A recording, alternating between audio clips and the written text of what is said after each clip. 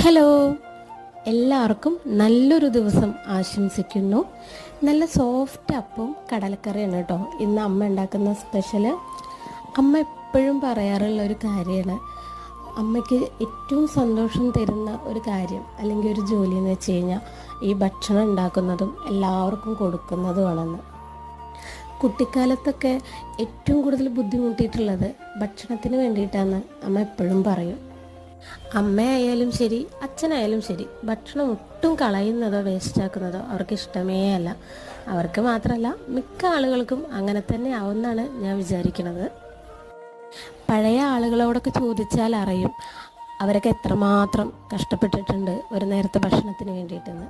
അപ്പോൾ അതുകൊണ്ട് നമ്മളതൊക്കെ ആലോചിക്കുക, എന്നിട്ട് ഭക്ഷണം കഴിക്കുക, വേസ്റ്റ് ആക്കാതിരിക്കുക, ഹാപ്പി ആയിട്ടിരിക്കുക, നല്ല ഫുഡ് കഴിക്കുക, ഹെൽത്തി ആയിട്ടിരിക്കുക.